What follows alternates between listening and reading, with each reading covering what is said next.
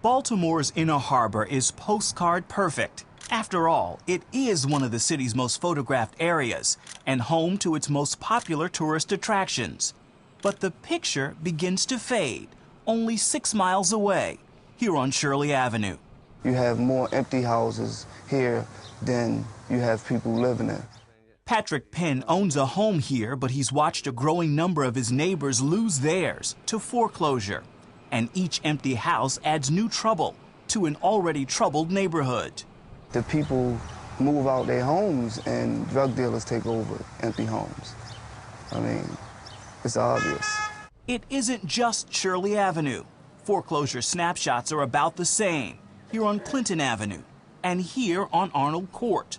They're all predominantly African-American neighborhoods, and city leaders say it's not a coincidence, but an ugly consequence of racism.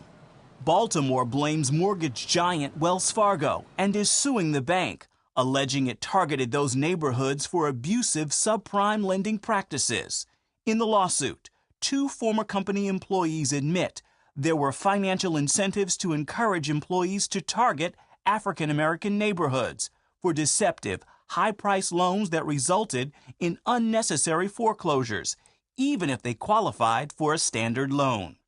CBN News spoke with the city's lead attorney, George Nilsson, about the case. The city's goal is twofold. One is to make sure that the practices that are alleged in the complaint are not continuing and do not continue, but also to recover damages to the city caused by the Wells Fargo behaviors and foreclosures. Wells Fargo wants the lawsuit dismissed, but so far a judge has denied that motion.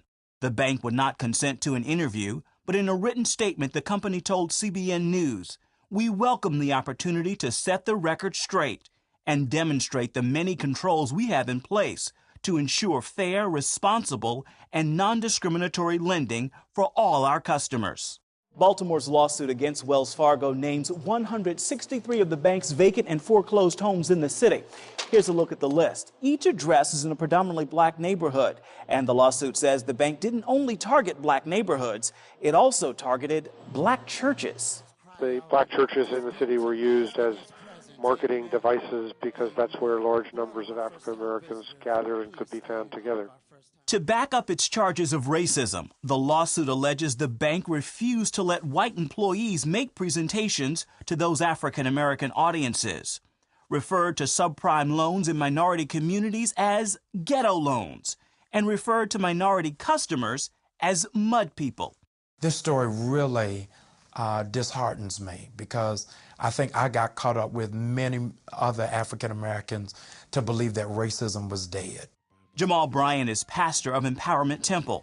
He started the church 9 years ago after leaving the NAACP. The church has grown from 43 members to more than 10,000. As the name clearly states, this church's mission is to empower members spiritually, politically, and economically. So they're watching this court case closely. We're still waiting because really the court case is yet swinging in the pendulum. And so we're waiting for the gavel to come down, but we're holding our breath, believing that justice is going to roll down like a mighty stream. Pastor Bryant told us this ordeal has affected his congregation and those from other churches. But he doesn't only blame Wells Fargo. Bryant says the church must also accept responsibility. We're really trying to do a healing from the top bottom, and it has been a great learning experience for the church because in some large measure the church is guilty of reckless endangerment because we gave a false premise that the sign of you being blessed is you having a large house. The sign of you having favor is you able to move. We would get up and testify.